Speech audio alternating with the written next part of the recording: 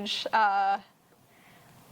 Before a show, I'm always like all over the place and like, what if I'm like terrible, you know, all of that. But then I have to tell myself that you're fine, and then Carlin will always be like, you're fine, you're great, you're amazing, and I'm like, okay. Do you have like a pre-show ritual you do? I do. I have to go into a very dark room, take a breather, and then basically do lip drills.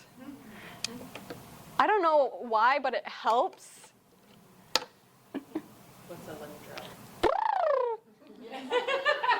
So like High School Musical. Yeah. That's Basically. The Oh, well, my brain is blowing up. Thank you, coffee and sugar. So I'm gonna try to. You know, me too. My brain a little bit. I immediately am just thinking money, and it's amazing you don't have debt. The couple things I was wondering is, is the theater company like a Spokane theater, or are you applying then, or auditioning for a theater that's sort of extracurricular from your work life? That's kind of how. Yeah, is that how it works? basically. Okay, but then if you did voiceovers, that's a paid Yeah. gig, right? Mhm. Okay. So I'm just thinking 100% dollars, and in a way, I kind of feel like. So what if you're not going to school right now? The entire world is your university, and I think that's fantastic as long as you can just keep that focus. So all of the jobs that you get, I feel like those are part of your university, and the best time to look for a job is when you have one. And so Petco is awesome, and it probably helps. You probably get a discount for dog food. We have $50 discounts. That's awesome. That one. Because I was thinking, I mean, I'm in the flower business, and because I have a business, I think all I do is think about money most of the time, just like, because Bill, you know, just there's all of the expenses and costs and blah, blah, blah.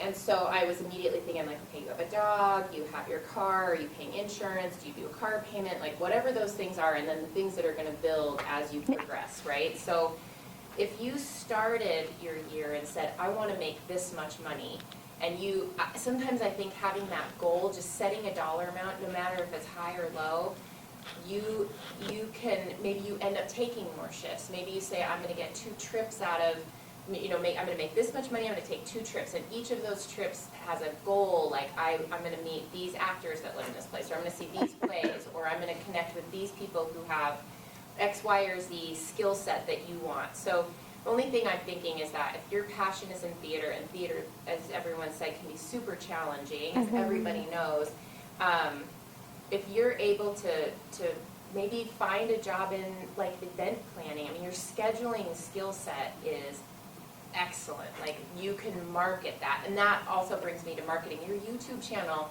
Like, isn't there advertising or something, like you can start making money to help fund your business that you want to run, and maybe buy costumes, or I'm just thinking, like, if you were able to take that and just make a kind of a scheduled goal set, or those lists that you make, and say, these are what all of these things serve you. So your jobs, they're going to serve you with this. So can you pick up a flower, like a wedding event planner job, so you can understand what that skill set is a little better, that will help your business, for you to schedule events for exactly what you want, what the expenses are for your business set, what the expenses are for your dog, being a service animal, and then can you use that as its own business, where maybe, or its own, you know, maybe you take your dog out to certain events or certain clubs or anywhere, so that you're just connecting and connecting and connecting and connecting with all of the people that are important for you to continue to succeed. And maybe you go to college, or maybe you know, maybe after that, but if you don't, you're still honing in the ultimate path of success for that business that you want. So that was, I just feel like you have a really good track. It's just, your jobs are awesome. Retail is so challenging. It is. Felt like it is soul sucking. It is. So if you can find, if you're able to craft that balance, so you don't become a bitter retail person. Like, I have that woman who's here. She sits right here on this panel of myself, but I loved it. What did you call the method for dealing with angry customers? Heart method or the hear method. Okay, I feel like I've probably used that my whole life in retail, and it's a lot more challenging to just like do that. So Hone it in. balance that with the things you love, and keep being conscientious of that. I feel like you have a really good path in front of you.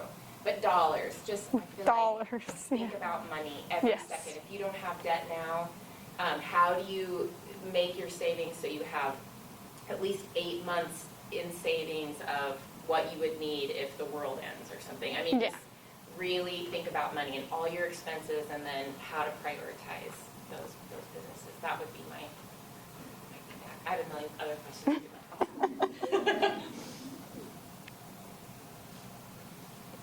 Have any other questions? I have one. You have one? If you were to go off, do your thing, and then magically you come back to TCS to put on a show, what would it be? What would your dream What show would my dream show be? Just with the people that are at this school now, I think it would really be fun to do the guy who doesn't like musicals. It's this really funny musical